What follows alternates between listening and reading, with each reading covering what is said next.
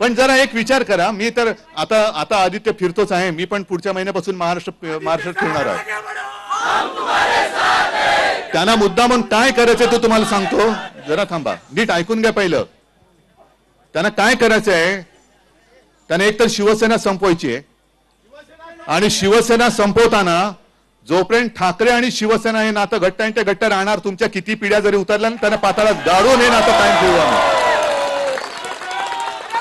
पण म्हणून त्यांना शिवसेना आणि ठाकरे हे नातं तोडायचंय. मग नातं जर का तोडायचं असेल तर हे जे स्वतःला मर्द समजतायत, बंडखोर, ही बंडखोरी नाही, ही हरामखोरगिरी आहे, नमक हरामीपणा आहे. आणि मग एवढी जर का तुमच्यात मर्दुमकी असेल तर शिवसेना प्रमुखांचा म्हणजे माझ्या वडिलांचा फोटो लावू नका. हिम्मत असेल तर स्वतःच्या नावाने मत मागा. आणि माझं बघा, प्रत्येकाला आई वडील हे जीवापेक्षा प्यारे असतात.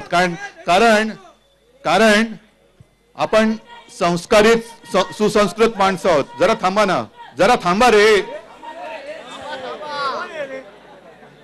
जरा थांबा ना, मला काय बोलायचं थोडं बोलू द्या.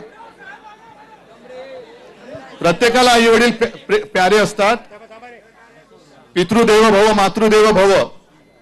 आज ठीक आहे, तुम्ही अरविंद आमच्या कुटुंबियांचे फोटो लावलेत, मा आणि साहेबांचा पण लावलेला आहेत. मा आणि साहेब प्रत्यक्षात माझ्यासोबत नाही आहेत, पण आपल्या सगळ्यांच्या ते हृदयात आहेत.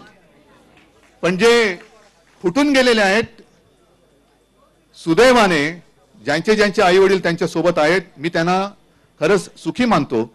पण त्यांनी त्यांच्या आई वडिलांना घेऊन राज्यात सभा घ्याव्या आणि मतं मागावी.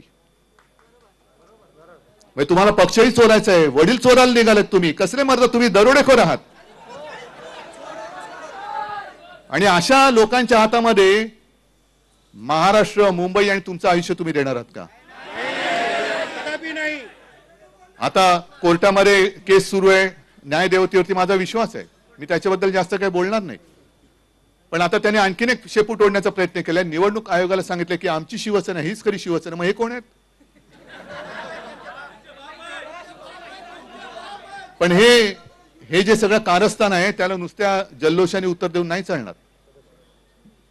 त्याच्यासाठी दोन गोष्टी आपल्याला कराव्या लागणार आहेत. एक म्हणजे आपल्या पदाधिकाऱ्यांचं शपथपत्र. प्रत्येक पदाधिकाऱ्याचं मला शपथपत्र पाहिजे. मी पक्षप्रमुख आहे, पण माझ्यासह माझा जो गटप्रमुख आहे तिथपर्यंत सगळ्या पदाधिकाऱ्यांची मला शपथपत्र पाहिजे.